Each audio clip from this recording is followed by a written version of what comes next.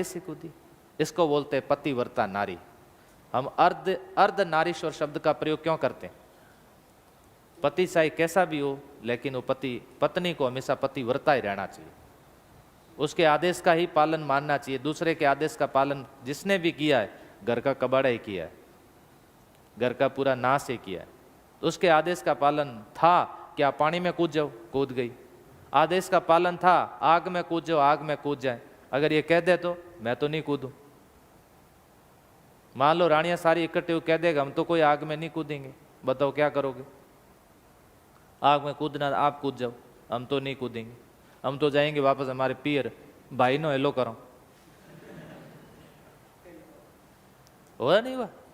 भाई को बुलाओ, काका ने बुलाओ, पौने रे थोड़ी दियो बरोठी दिए दिया। वीडियो जारी हुए बाड़मेर में कईयों ने किया ऐसा पंगे। बताओ भाई इकट्ठे आ गए, पौने रे बरोठी दी आगड़ी। अब पौने थे कूटे कूटे बहन रे बेड़ो कितना रखा हो रेला पौनो है, डरे डरे कोई रहता है। मेरी भी 4 बहनें हैं। मैं तो पावरफुल हूँ बहुत, भगवान की दया से बहुत पावर दिया ईश्वर ने, सब कुछ है, साधन संपन्न वाला भी हूँ। मैं मेरे जीजू सा कंवर सा को डरा लूँ कि मेरी बहन है, ध्यान रखना, कोई मिस्टेक नहीं होनी चाहिए।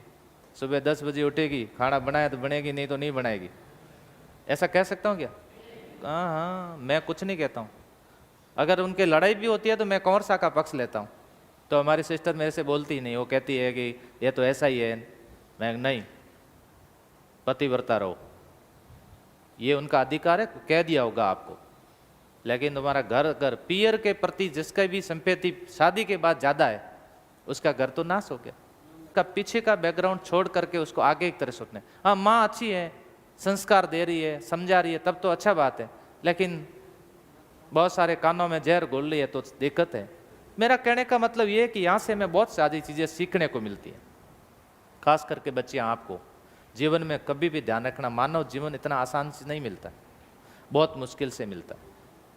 और इस मानव जन्म के अंदर आने पर वही कार्य करो जो हमारे माँ बाप ने कहा है। बाकी सब दिखावा है। थोड़े समय के लिए सारी चीज़ें अच्छी तो ज़रूर लगेगी, जिंदगी भर रोना पड़ेगा। नहीं तो अदरवाइज इतिहास में अमर हो गई कि बेगम, कम से कम उसकी बेगम तो नहीं बनी। चित्तौड़ की आन बान शान के लिए इसने जो चाहा वो उसने करके दिखाया।